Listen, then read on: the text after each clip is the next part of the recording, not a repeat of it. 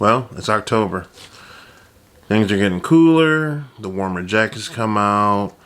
The leaves started to change colors. We started adding pumpkin spice to everything. Another event that happens this month, Halloween. Otherwise known as the time where kids get to put on their mother's good towels as capes. They go out door to door and they collect a candy tax from anyone who happened to leave their porch light on. At least that's what we did when I was a kid.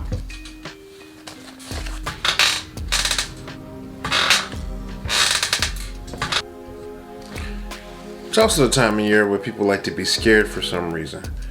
I mean, this is the time when haunted mazes and haunted houses and scary movies are all over the place. It's the time to make money if you want to scare people. But sometimes you can get scared for free. And it's kind of interesting.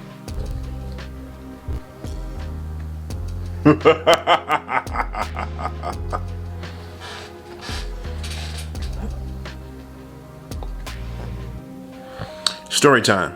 When I was a kid, my older sister, my big sister, decided to take us out trick-or-treating one year. It was me, my big sister, my little sister. We went around in our normal neighborhood and kind of visited all the houses on one side of the street and then crossed the street and started going back the other direction. A lot of people were out. This was not common. I mean, a very common time. A lot of trick-or-treaters and everyone.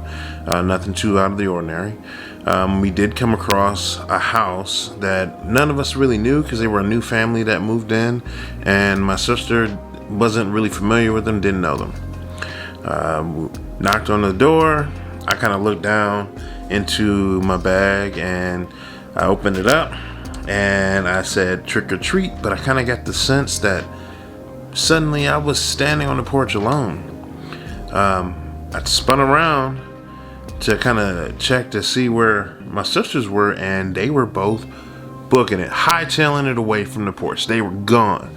Now, I did like any other normal kid would do at this point.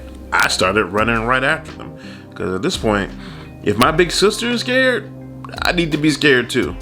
I could hear from behind me, hey, it's just a mask. Don't be afraid, don't be afraid. It's just a mask. It's okay, it's okay. And my sister turned around because I guess she kind of realized that she only had one sibling, didn't have the two younger siblings. You know, typically it's not a good look to come back home one sibling short. Anyway, she collected us, and I never actually got to see the lady's full costume because she had basically ripped it off in order to calm the situation down. But whatever she was dressed as, it scared my sister to the point that she left me on the porch. Thanks, sis.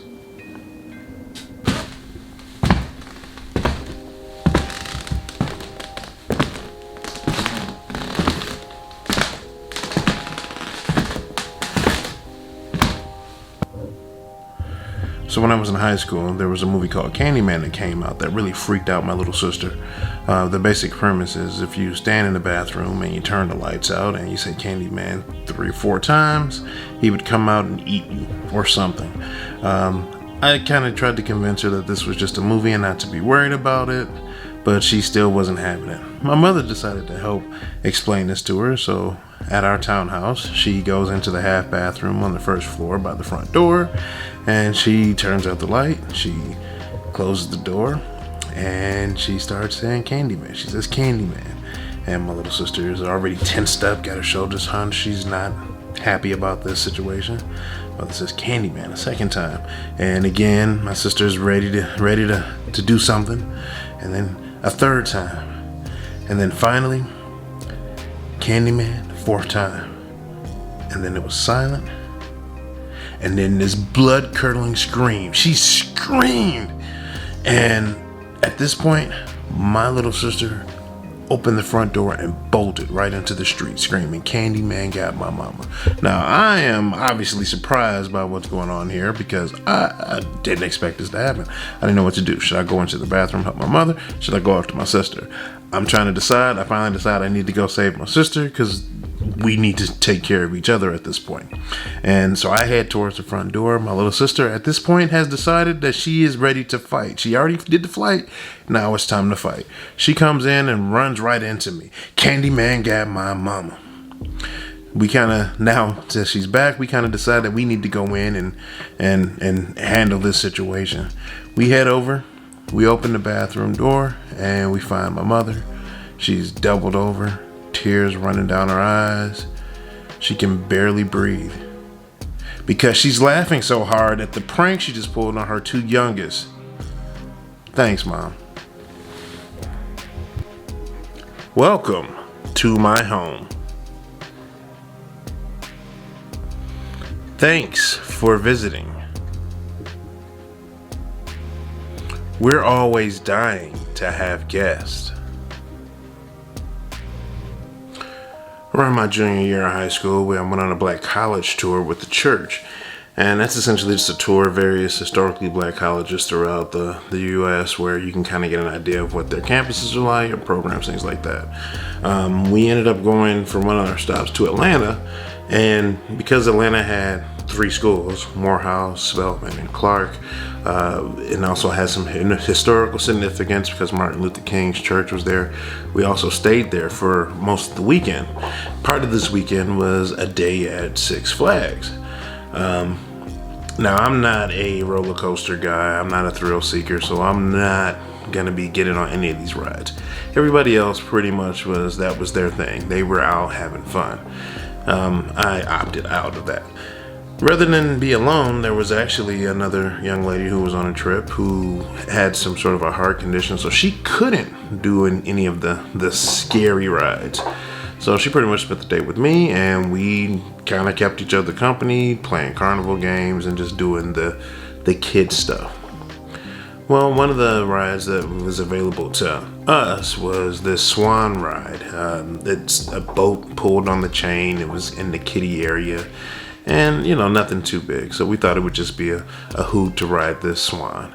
And the first part of the ride, you're kind of just going through this little town. There's a little sheriff that's giving you a tour of the town and the townsfolks, and they're all like just having a good time, and you're just in this boat, and this is all giggles. And then eventually the boat kind of drifts off and goes down this dark tunnel. And then the sheriff kind of calls out, "Hey, no, don't go that way. That's the haunted forest. Hey, turn back, turn back, turn back." And then you're in this dark cave, and there's all these spider webs and all this mist and all this sounds and scary bat sounds, everything all around you. And it's kind of spraying mist at you. So I kind of put my hood up on my hoodie that I was wearing, and just kind of protect the glasses. And then I hear this screech, and I turn, and she is just freaking out. She said, "There's something on your head." Now I'm looking at her, and she is serious. This is not a joke. So I start trying to get whatever it is on my head, and then she's hitting at my head, and then we're just going back and forth, and we're both screaming, and then trying not to tilt this boat over. And then we get pulled all the way through, and we come out, and the operator is kind of looking at us because we come out with these terrified expressions from this kiddie swan ride. Well, basically, when I put the hood on, she didn't notice that I put the hood on and thought something had actually jumped on my head. So I guess at that point that's my fault? Yeah.